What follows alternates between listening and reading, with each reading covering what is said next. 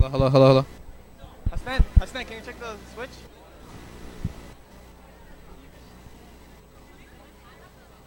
Yeah.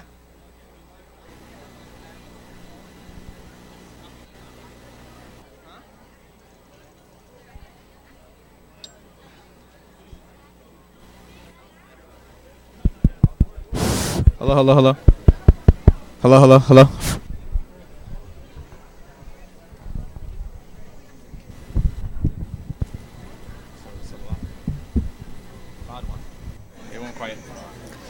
صلوات على محمد وآل محمد.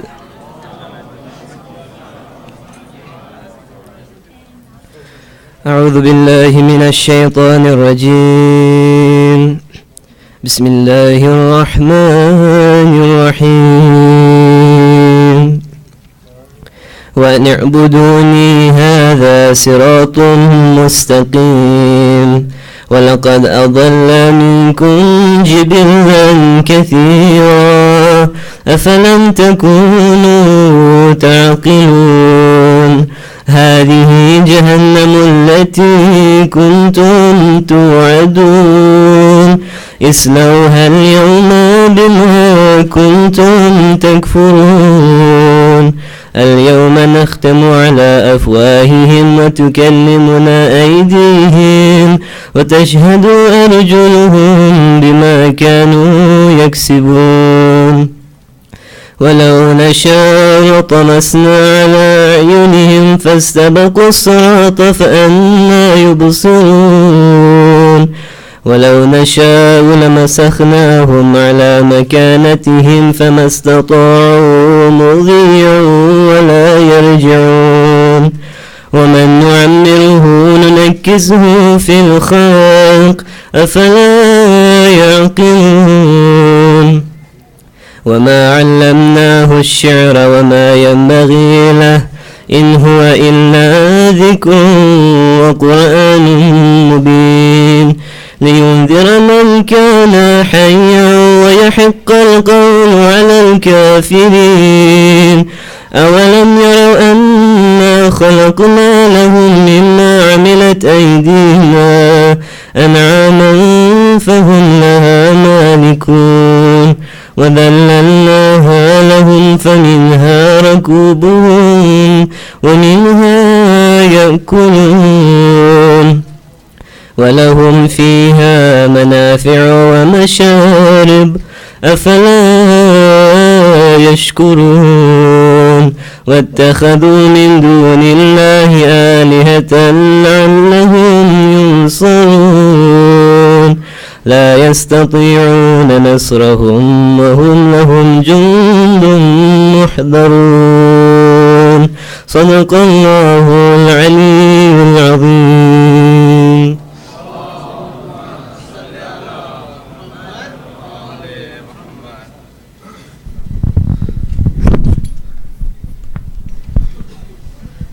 Assalamu alaikum, brothers and sisters.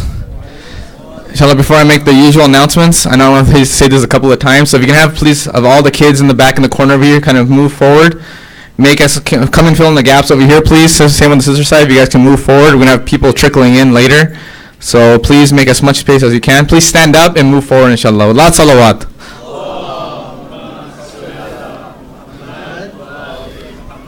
And also the brothers and sisters sitting on the chairs, if I can ask you guys to move in so the people coming in later don't have to like come across from you, inshallah. So just for the announcements, I know I've said it many times, but just to reiterate, the change in schedule, as you guys most should know by now, the program is after iftar now. We're starting with Quran at 8 o'clock, followed by Maghrib, iftar, and then the 4 parallel programs.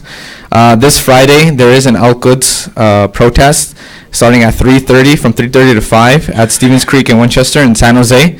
We do encourage everyone to attend. And then we'll have a special Al-Quds Day program here as well on Friday. There'll be no parallel programs today. There'll be one program. It'll be right after iftar, inshallah. Oh, sorry, I apologize. Next Friday, the 23rd June. I'm sorry. 23rd June. 23rd June, yeah. Both Quds programs are 23rd June. I apologize. So tonight is just a regular program. We'll have English Latmiya after, so I do please encourage everyone to stay. And then tomorrow again we'll have the same same schedule as last night, where right after the speech we'll have the Laylatul Qadr Amal, inshallah. And then once again, please do pick up after yourself once you guys are finished with your tea or food or whatever. Any cups you see lying around or any trash, please, we do ask you to pick it up. And please refrain from going in and out of the halls, inshallah. And with that, please help me invite up our speaker, Sheikh Salim Yousufali, with a loud salawat.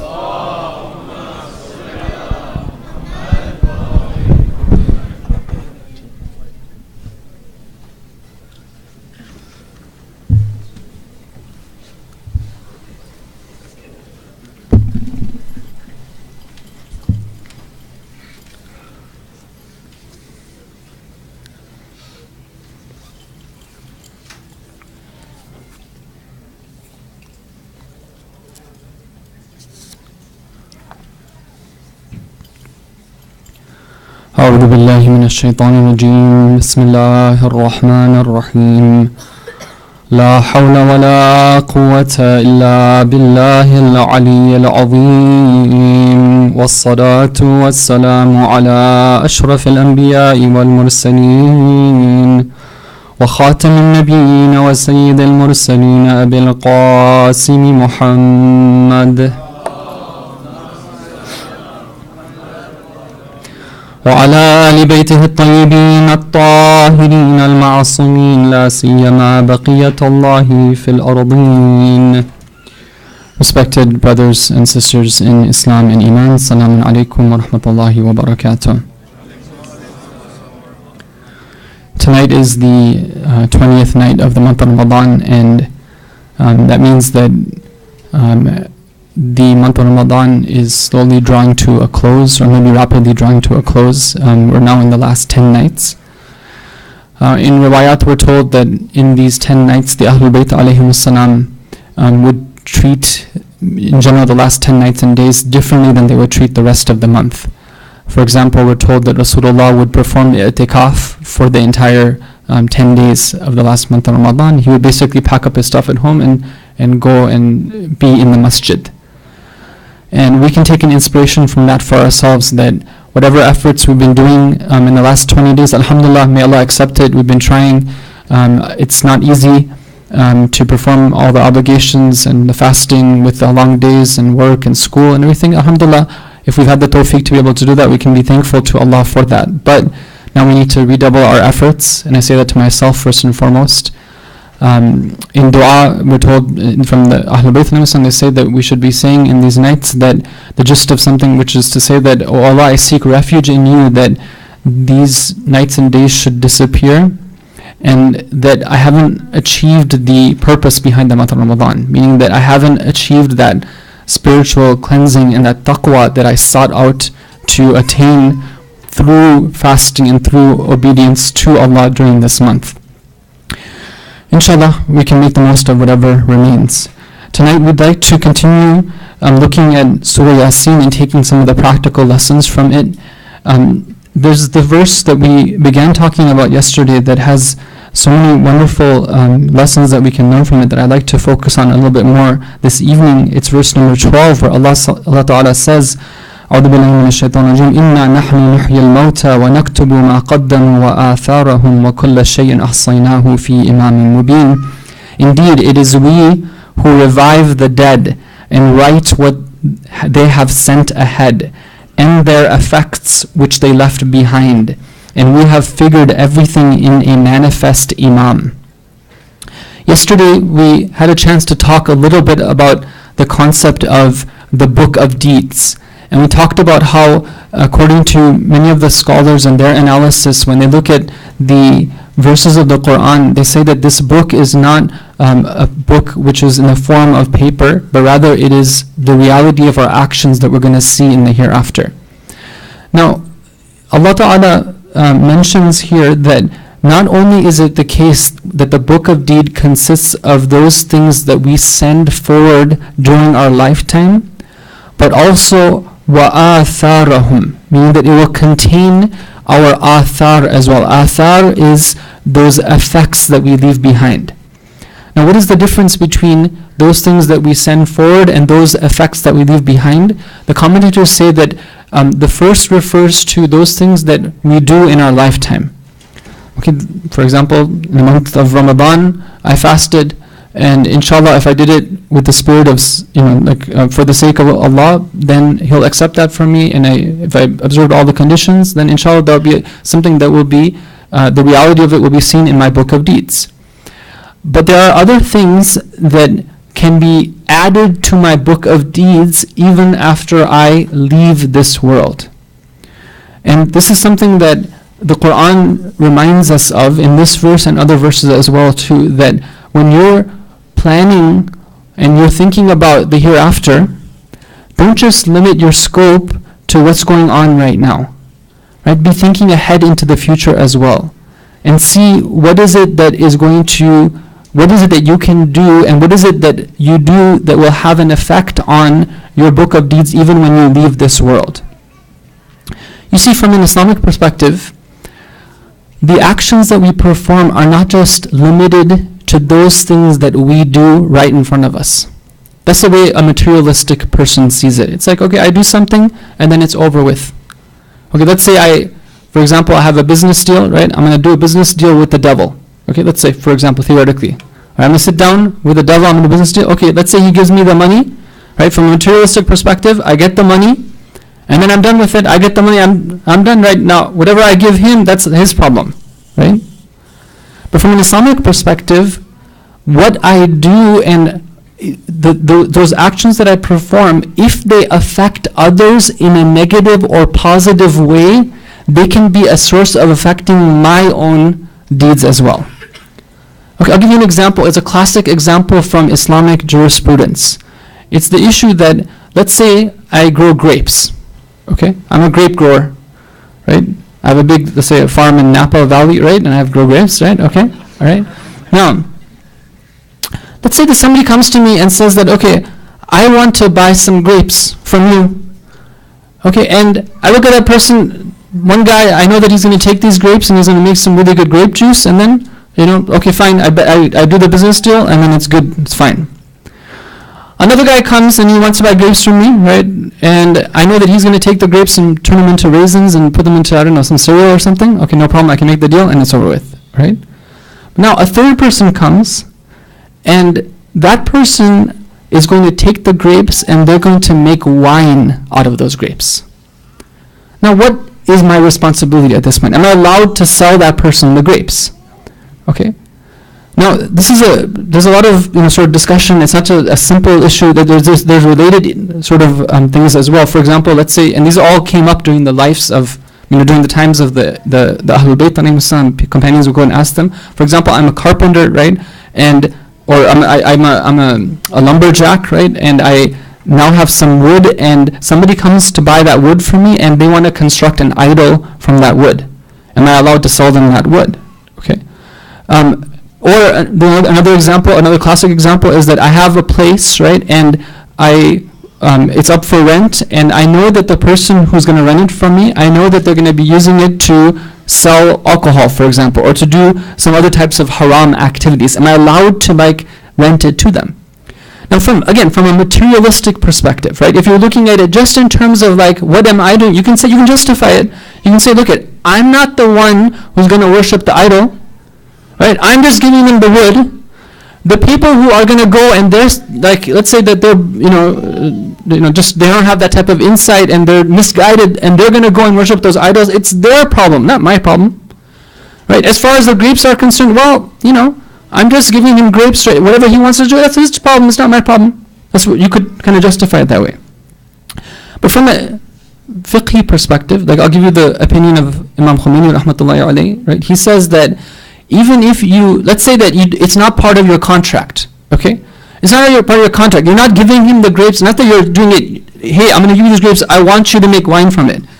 It's not like that. Let's say it's just that I know that he is going to make wine from it. He says that even in that case, it's haram for you to conduct that transaction, okay? Because you are taking part in that evil deed that he's going to perform. Now, this is a concept which is not just limited to that, okay? For example, and I'm going through this discussion, I'm just first approaching it from a very fiqhi perspective. Some of these things, like, they're issues that we don't normally talk about. It's good for us to know them. Let's say that I am a newspaper carrier. I go and deliver newspapers to people's homes. Okay, and part of the newspaper bundle I'm carrying has advertisements in it, and one of those advertisements is an advertisement for alcohol. Okay? Am I allowed from an Islamic fiqh perspective to go and deliver that newspaper to somebody's home? And the answer is no. Right? Why? Because of the severity of the sin of drinking alcohol and the fact that anybody who partakes in that propagation of that sin, they also receive the same sin as well. Right? This is from an Islamic perspective. Right? And it's similar when it comes to, let's say, propagating interest, right? Or propagating other types of sinfulness. If I'm not the one who's doing it, but I'm enabling it to happen, I'm promoting it happening, then I'm also part of that system as well too. It's something that can affect me as well. Okay, now we have a hadith in which the Rasulullah sallallahu alaihi wa where he mentions this verse that we're looking at right now. He says, and it's a hadith which is very widely reported in both the books of hadith of the Shia and the Sunni. He says, "Man sanna sunnatan hasanatan falahu ajraha wa ajru man amila biha min ba'dihi." Whoever establishes a good custom, they get the reward of following that custom, and they get the reward of everyone else who's gonna follow that custom as well too, without those people losing out in any part of their reward. And on the converse, وَمَنْ سَنَّ سُنَّةً سَيِّئَةً, somebody who establishes an evil practice, they will face the consequences of practicing that evil practice on their own, and they will get the collective weight and burden of all those who followed that evil practice as well.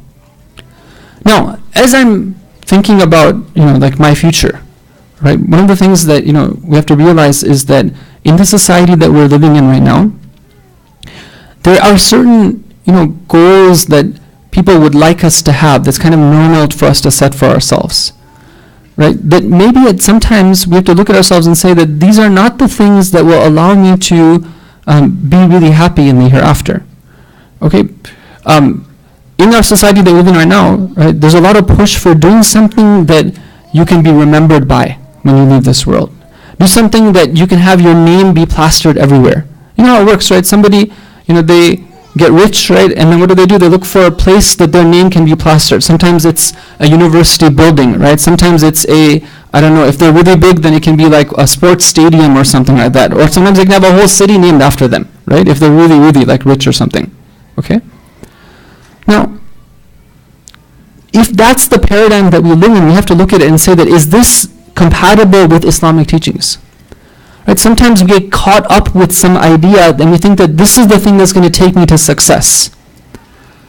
But we don't realize until later on that what I'm doing is I'm setting myself up for failure. Why? Because I'm part of creating a tradition.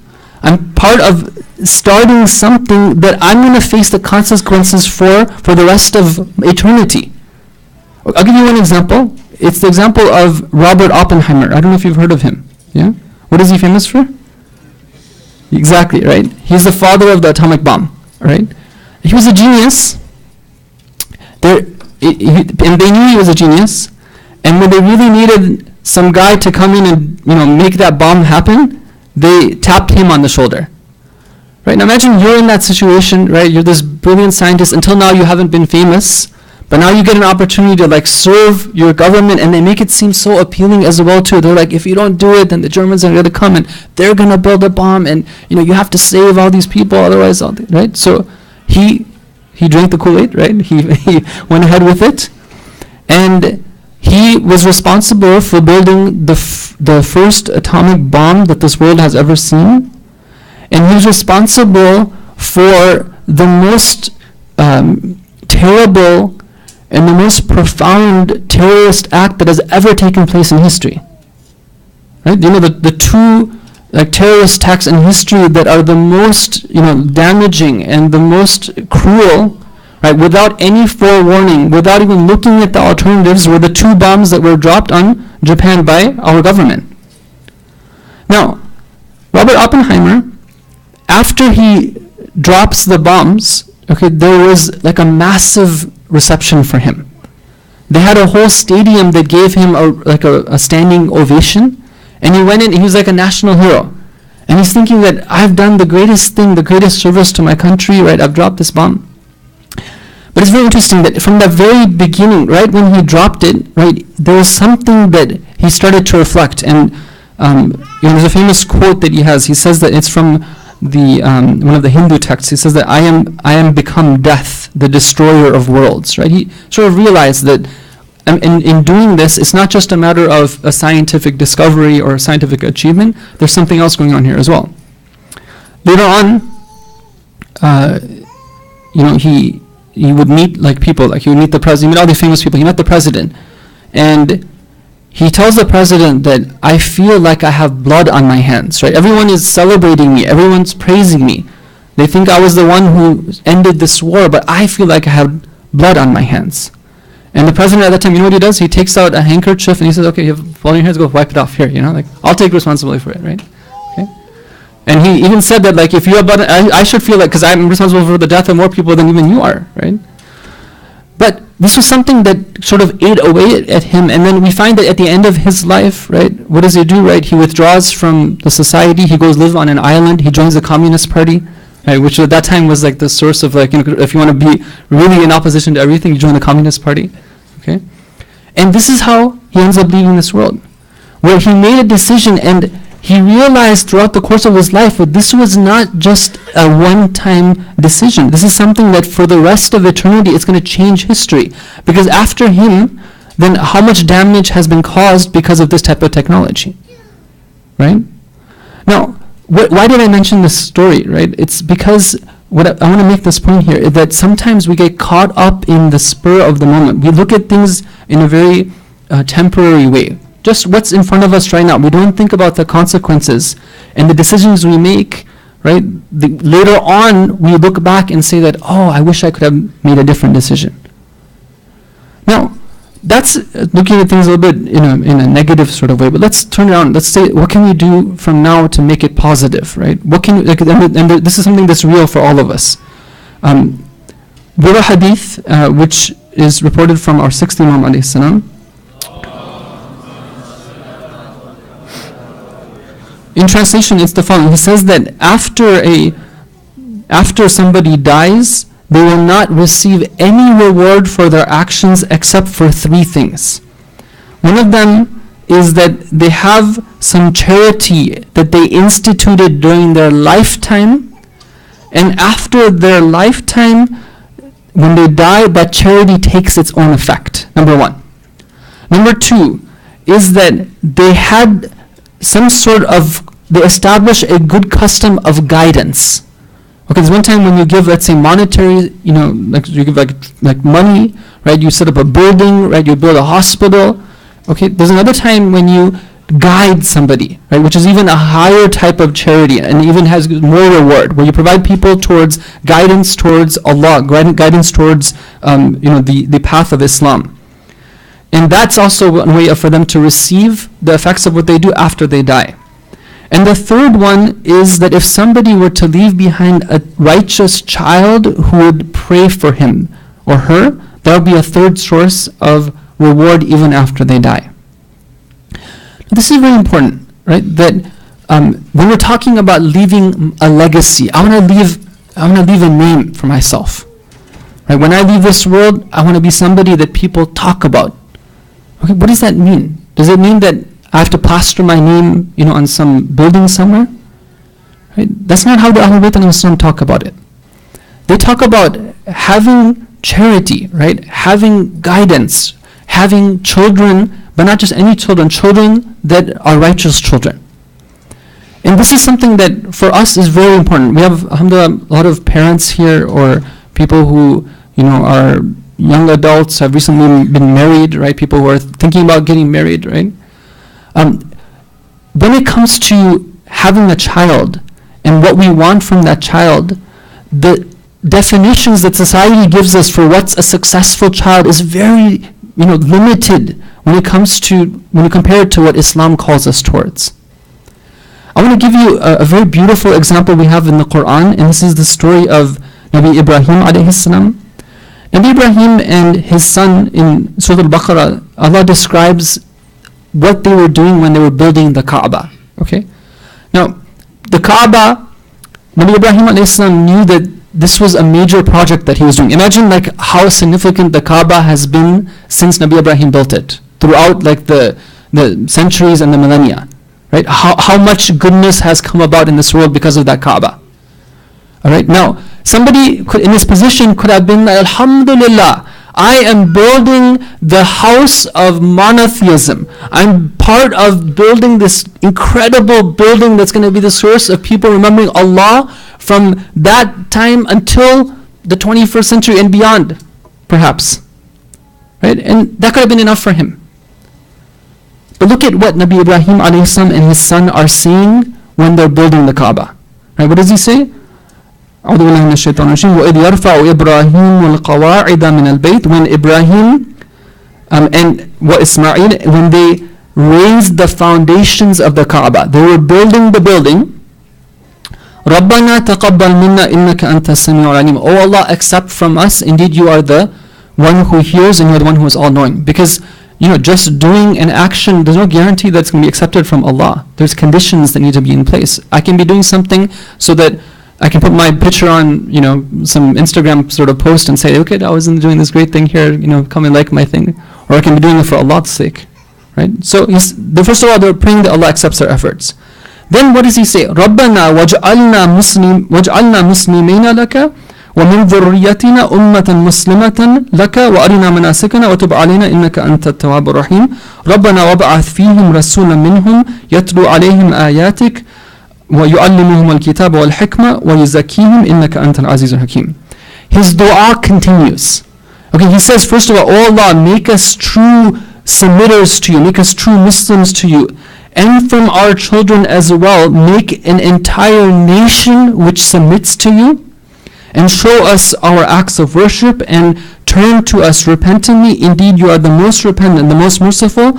O our Lord, place amongst them, meaning in our descendants, a messenger from amongst them who will read your signs and who will teach them the book and the wisdom and will purify them. Indeed, you are the most mighty and the most wise. Who is it that fulfilled this dua of Nabi Ibrahim alayhi salam? Right? We see again in the Quran, Allah captures another dua of Nabi Ibrahim. He says, وَاجْعَلْ لِي لِسَانَ صِدْقٍ فِي الْآخِرِينَ. Oh Allah, my dua to you is that I want somebody from my descendants who will be a lisan as-sidq, meaning somebody who will call to people with truth. He will be the embodiment of truth and he will tell people the truth. Who is this? Who is the answer to this dua? What we see in books of hadith is that Rasulullah sallallahu alayhi wa alayhi would be proud of the fact, and he would say, Ana da'watu Ibrahim alayhi salam. I am the answer to the dua of Ibrahim alayhi salam. Okay, imagine, he could have just stopped at building the building, right? But he's not looking at just the building, he's looking at beyond this, what can happen after me? Right? I want somebody from my descendants, right, to be the one who calls people and brings them to submission to you. And Allah answered his dua, right? He put the Prophet in his progeny.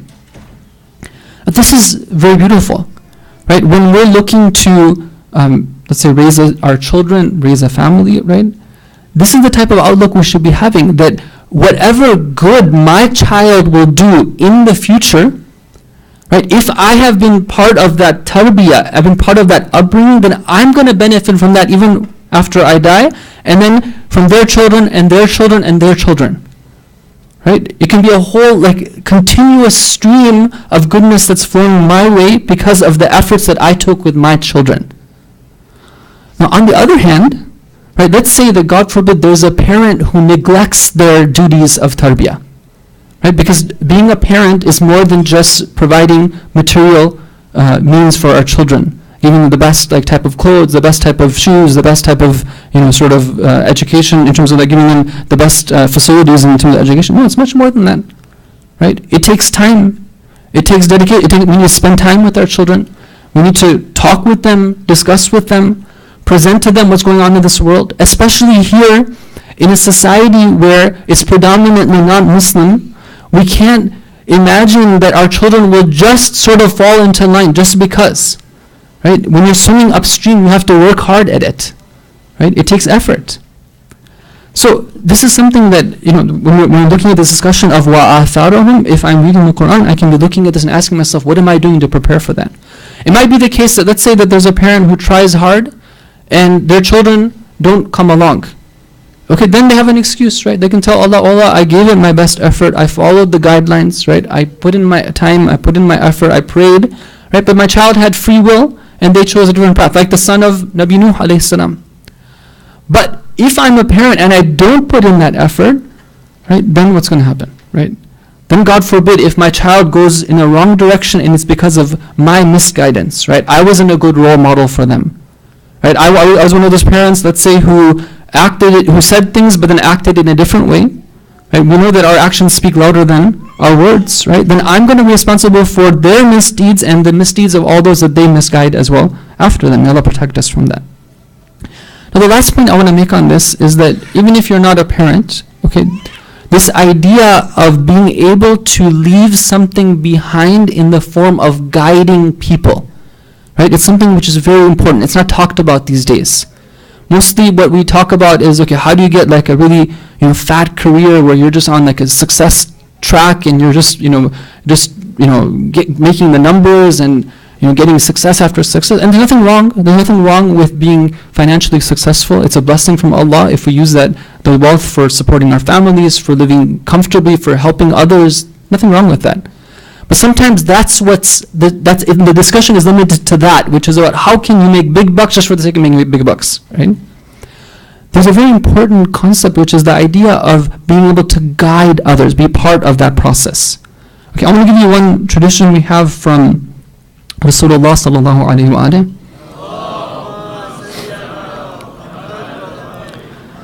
He says that if he's describing a situation where you have a teacher and the teacher is teaching a student how to say Bismillahir Rahmanir Rahim. Okay, a simple statement.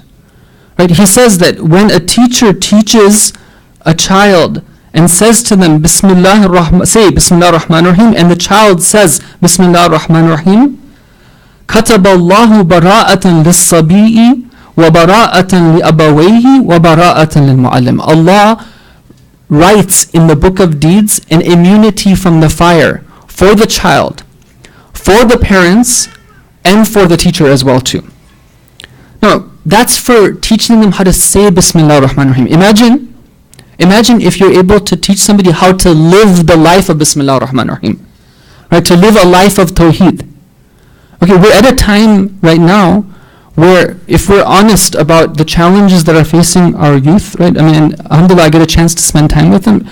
On the ground, the reality is that there is a lot of challenges, right? It's very difficult to be on a path of purity, to keep our minds and our hearts away from the types of sins that are just coming at us, and the types of distractions that are coming at us from all different angles, from the media, right, from friends, right, from just the environment that we're in. If somebody is able to be part of this process of guiding our next generation, imagine that can be something that will last for them for eternity afterwards. In a community like this one, where we have so much talent, unbelievable. When I meet people and I talk to them and I ask them, what is it that you're doing? I'm just amazed at the resources that this community has. Right? It should be the case that what we see from this community is an incredible effort taking place to impart a system of guidance and an environment of guidance for our children.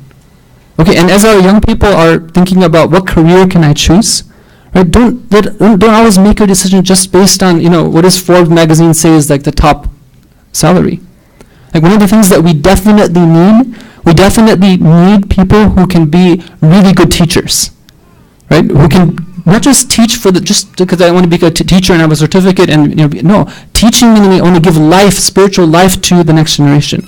We need people who can do that. Like we really need good people who can do that, right? We really need even beyond that. We need people who. We need some of the best and brightest, right? And I have to use this form to be able to say this, right? We need some of our best and brightest to say that, you know what, one of the biggest responsibilities we have right now is for people to go and seek knowledge from the traditional sources, right, of learning, and to come back and to be effective Islamic leaders, right, who can come and teach and guide. Right? We have so few people who are taking this journey. A community like this should be at the foremost of sending its best and brightest. I'm not talking about those who didn't have any other option. Those who are at the best and brightest to do that and take on the responsibility. And imagine the reward that you could get for guiding, and then the people that they would guide and that they would guide, it would be like an infinite stream after you wouldn't be able to count what's going to happen after that. I hope that inshallah, these words are taken in the right spirit. Inshallah, when it comes to these incredible efforts that we have going on. The Sunday school, alhamdulillah, for many years now, it's been going on as a source of education. May Allah reward all those who are striving so hard, selflessly for that. And then the Islamic school, it's something that really, I hope that inshallah, people realize that in today's world, it's something which is a necessity. Right? And in this community, we should be seeing the best type of school. Inshallah, we're seeing a lot of great things, and we look forward to even more great things with your support as well. Sallu ala Muhammad wa ali Muhammad.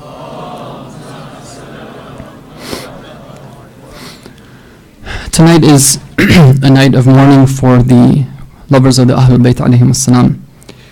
And as a precursor to the Masa'ib, I wanted to mention a few points about the knowledge of Amir al-Mu'mineen alayhi salam. We have to try in our limited capacity to understand, a bit about the greatness of this individual who was martyred at this time. And one of the aspects about Imam Ali alayhi salam was the incredible and absolutely amazing knowledge that he had. In Nahj al-Balagha, he describes something which is very interesting. He says that all the companions of the Prophet were not all the same. We tend to describe them as the companions, right? He says, no, they weren't the same. He says there were some companions who would sit with the Prophet, but they wouldn't ask anything of the Prophet because they didn't have the intellect to be able to understand what they should even ask. They would just sit there and they would hope that somebody would come along, and they would get excited, like somebody comes along, and then they would hear what that person has to ask, and they, oh yeah, okay, that's a good question, let me write it down and tell other people about it. Okay. But Imam Ali Islam, of course, was different. Imam Ali Islam would ask and he would learn, and the Prophet would teach him, and he would ask and learn every day. Every day, he says in Nahj al-Balagha, every day the Prophet would unfold a new flag of knowledge for me, a new flag of akhlaq, and he would teach me these things. In one tradition, we're told that there was a battle that took place. After the battle, Rasulullah sallallahu alaihi wasallam asks Imam Ali alayhi salam to come and sit with him in a private gathering. And the other companions are there, and they're looking at this, and they start to get jealous because it takes a long time. And after Imam Ali Islam leaves, like they kind of go and they complain to the Prophet. They said that, why do you favor your cousins so much? Right? Give some time for all of us, right? Why did you spend so much time with him? So the Prophet tells them that I had a secret that I needed to impart to him. And Allah was the one who ordered me to impart that secret to him. So if you have an issue, you take it up with Allah. Right? Because this is the way, and that's many times it would be the case that our Prophet would sit only with Imam Ali alayhi salam. Sometimes he would sit with Imam Ali alayhi salam, and Salman would be there as well too. Right? But this is because not all companions were the same. Now this Imam, right, this individual, right, when he becomes, the Imam and he is with the people, look at what he tells them. Right? In the famous statement, right, he tells them, Saluni qabla an tafqiduni. Ask me before you lose me. Right? This is the way that, now what other individual in history has ever said that? You ask me anything that you want to ask, right, and I will answer you. one tradition when he says this, he says, ask me before you lose me, and then he says that because I am more familiar with the ways of the skies than I am with the ways of the earth. Now, what the commentators have interpreted that to mean is that Imam alayhi salam, his yaqeen in other realms, meaning he had reached the point of yaqeen, right? In the other realms, everything was clear to him, clearer than somebody can see with their physical eyes. So whatever it was something that Imam alayhi salam had knowledge of. Now, according to one report, there was one of the companions there, his name was Sa'd ibn Abi Waqqas, the father of Umar ibn Sa'd. So when Imam alayhi salam asked this question, ask me before you lose me, he stands up, he says that, okay, I've tied up my hair and my beard, right? So tell me, how many ties do I have in my hair and how many ties do I have in my beard? Now Imam alayhi salam, looks at him and he asks the question. So he says that this is actually something that even this thing I had learned from Rasulullah as well too. And I want to tell you that in every tie that you have on your hair and every tie you have on your beard, there is an angel that is cursing you. And in every tie that you have on your hair and every tie you have in your beard, there is a devil that is trying to insinuate you. And you have a son in your home who will grow up to be a killer from a descendant from my family as well too. Right? Now, what does this incident tell us? It tells us that Imam alayhi salam is giving that type of offer to the people. That you ask me anything, and this is the best they could come up with an answer. Right? Isn't that something which is a tragedy in and of itself? In another incident, we see that Imam alayhi salam is with Maytham at-Tamar. Maytham at-Tamar was one of the best companions. Imam alayhi salam had a habit of going, in the nighttime a bit away from Kufa to a deserted masjid, and he would worship Allah there, kind of like his own spiritual retreat. And many times Maytham would go with him. Maytham was one of the special companions. On this particular night, they exit the city, they go towards the masjid, and then they get to a point where Imam alayhi salam draws a line and he says that, Maytham, you stay here, don't cross this line, I have some work to do. So Maytham says, okay, I have to listen to him. Imam alayhi salam goes away. Now Maytham starts to think himself, he says that, okay, it's the night time, the Imam has a lot of enemies, right? Can I really just stay here? What if somebody comes and attacks him? I have to go after him. So he goes and he finds the Imam alayhi salam, and he sees that the Imam is leaning over a well and is talking to the well. So Maytham goes there and he says, Ya Amir al-Mu'minin, what is it that you're doing? So Imam alayhi salam says that, why are you here? Didn't I not tell you that you shouldn't follow me? And he says that, yeah, but I had this concern. He says, did you hear what I was saying? He says, no, I didn't hear what you're saying. So Imam alayhi salam, he takes some comfort. Then he says that, I have some secrets inside of me that I have no one to share with, and I have to share it with this well right here. Imagine that the Imam of the time has things to offer to the people, but there's no one who has the capacity to take it from him. Right? This gives us a bit of idea as to the nature of the dhulm that was being done to the Imam alayhi salam. They say Imam alayhi salam was mazloom. Right? He was the object of injustice from his own people, from his own Shia as well too. Right? The best they can come up with is a question that to tease him almost about the number of hairs on the head, right? Where this is the one who can tell you about the inner secrets of the universe. And you have to wonder, why is it that Imam alayhi salam has to talk to a well? Right? Where was Sayyidah Fatima al-Zahra alayhi salam? Right? Couldn't he have talked to her? What we know though is that Amir al-Mu'minin alayhi salam, one of the biggest tragedies in his life was the loss of his wife Sayyidah Fatima alayhi salam. Okay, I want to begin with that for the Masaib tonight. According to a report, when Imam Ali alayhi salam, he would frequently go to the grave site of Sayyidah Fatima alayhi salam after he had buried her. And he would go to her and he would pour out his heart, and he would find sympathy, whatever he could, from the grave that was in his way. So according to one of the reports, when Imam alayhi salam goes to the grave, he calls out the following. He says, Habibun laysa ya'adiluhu habibu. There is a beloved and there is no one who can ever be equal to her. وَمَا لِسَوَاهُ فِي قَلْبِي نَصِيبُ. In my heart, Right? No one can ever take the place that the Sayyidah Fatima al-Zahra alayhi salam used to have. حَبِيبًا غَابَ عَنْ عَيْنِي وَجِسْمِي. My beloved is no longer with me. She is gone from my sight and she is away from my physical presence. وَعَنْ قَلْبِي حَبِيبِي لَا يَغِيبُ. But my beloved will never be absent from my heart. Right? This is a bit of insight into the pain that Imam Ali is facing in his life. So many tragedies, the loss of Rasulullah, and after him the loss of Sayyidah Fatima al-Zahra alayha salam.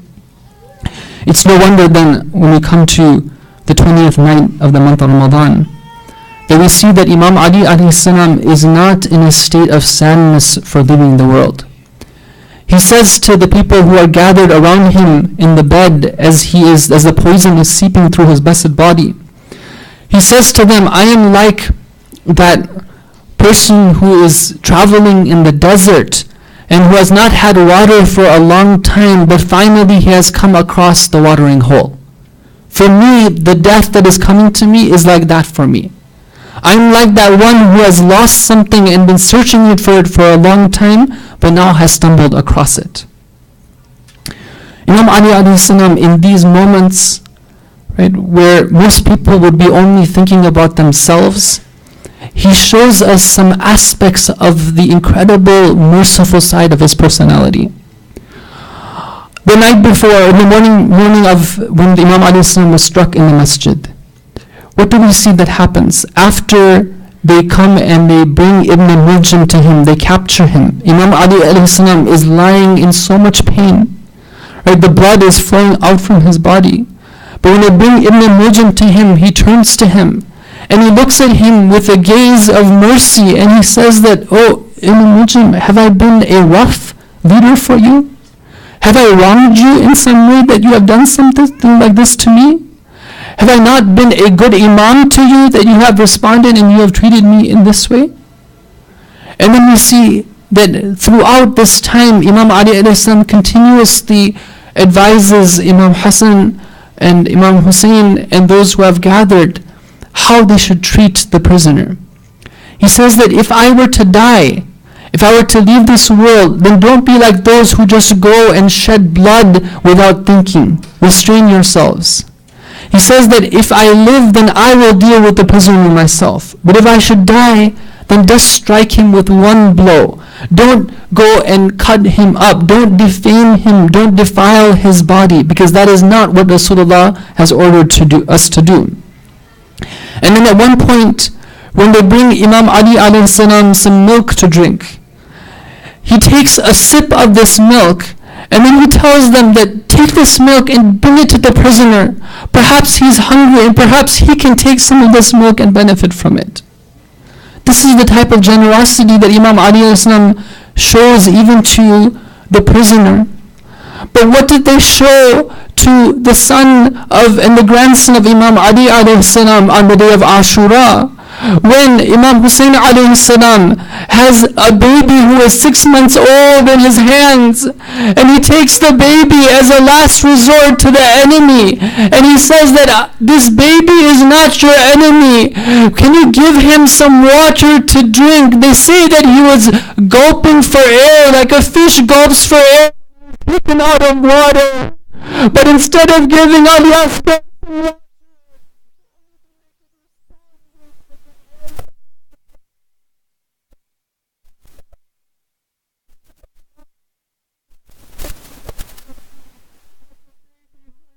his own blood in his hands. ألا لعنة الله على القوم الظالمين وسيعلم الذين ظلموا أي منقلب ينقلبون.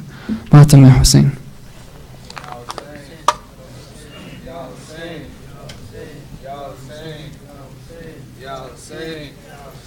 Ya Hussein, Ya Hussein, Ya Hussein, Ya Hussein, Ya Hussein, Ya Hussein, Ya Hussein, Mawla, Mawla, Mawla, Mawla, Mawla, Mawla.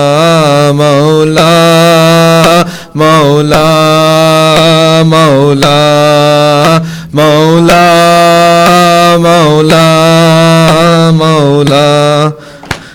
Born in the holy Kaaba, brought to this world for our sake. Who would have thought that you would go through such pain and heartbreak? Your family would endure injustice like none other.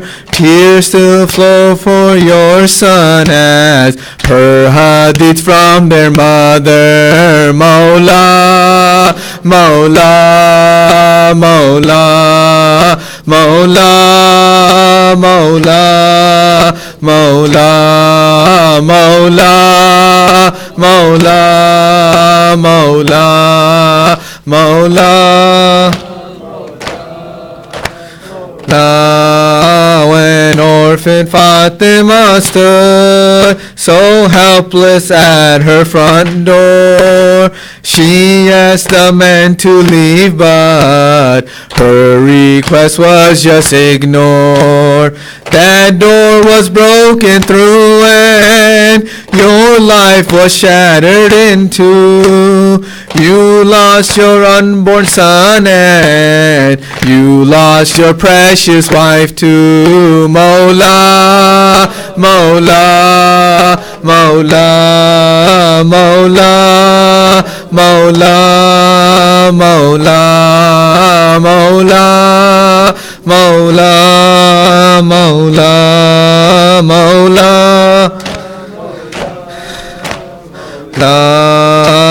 Riding the shoulders of the Holy Prophet of Allah, clearing the idols from the sacred pure house of Allah.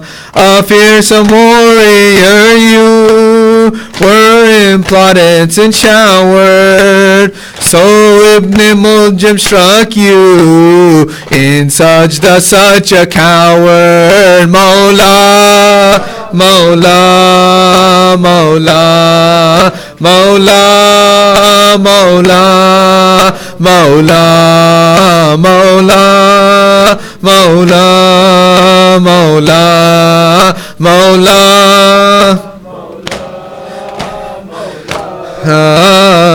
After the Prophet's passing, you were bound like a prisoner, dragged through the streets so passing. People thought you're a sinner.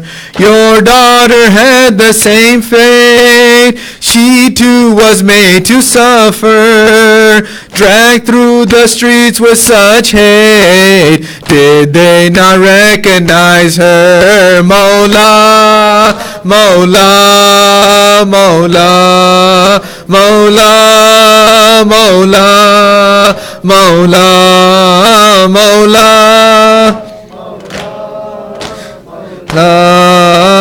Then there was that son of yours you sought from such a brave tribe. Karbala would soon come when Hussein needs him at his side.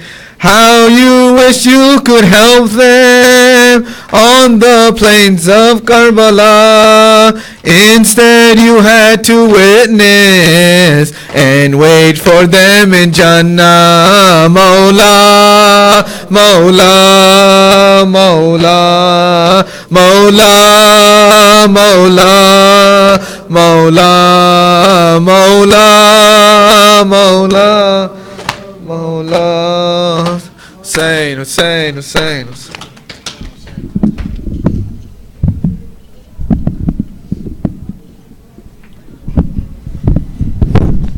السلام عليك يا رسول الله، السلام عليك يا أمير المؤمنين علي بن أبي طالب، السلام عليك يا فاطمة الزهراء سيدة نساء العالمين، السلام عليك يا حسن المجتبى، السلام عليك يا أبا عبد الله الحسين، وعلى الأرواح التي حلت بفنائك، السلام على الحسين وعلى علي بن الحسين وعلى أولاد الحسين وعلى أصحاب الحسين وعلى التسعة المعصومين من ذرية الحسين ورحمة الله وبركاته.